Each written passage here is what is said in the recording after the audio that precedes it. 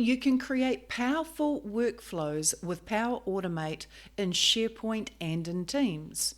For example, I'm sitting in Teams here, and if I wanted to create a workflow, I would simply go to a document library, which I have here, Policies, and up the top here, I'd be looking for an option called Integrate. And if I choose Power Automate, I can create a flow. But let me have a look in SharePoint. It's pretty much the same. If I go to a SharePoint site and I'm sitting in a document library, I have the option here to integrate and again use Power Automate to create a flow or see my flows or configure any flows I have. Let's go to create a flow. What it does is create a number of templates on the right hand side, which are flows that are commonly used in SharePoint.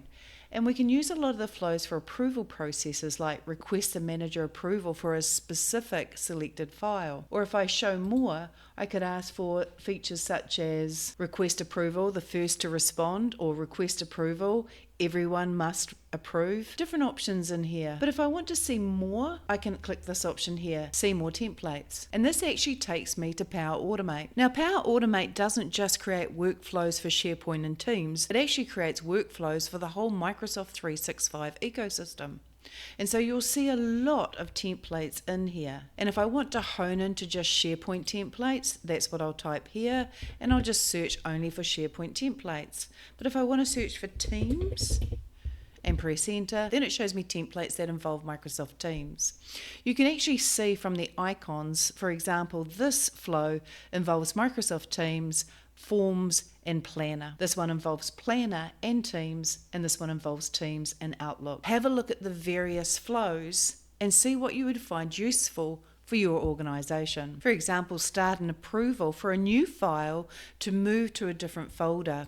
If I click this option here, I get a description about what this particular template does. If you have a team that has submitted files for review on SharePoint, you can now automate the process. After the file is submitted, an approval request is sent to the selected user.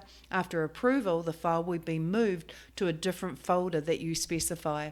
And this is using SharePoint and approvals. And you would simply click continue to create the flow. If I click this option here, then we get a panel on the side. I'll choose the human resource site, choose the document library, and that's the first step created. I'll click this option here, start and wait for an approval. I'll assign it to, close this pane here. I'll click the drop down on apply to each. I'll choose condition. I'll click the drop down. It will create a file, delete a file.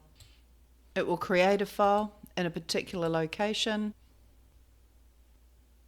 and then it will delete the file. I can save the workflow. It says the flow is ready to go, and I can go back. So explore Power Automate and the various flows that you can create. You can also go to templates by clicking this option here and continue to look at the templates that might be useful for creating workflows in SharePoint and Teams.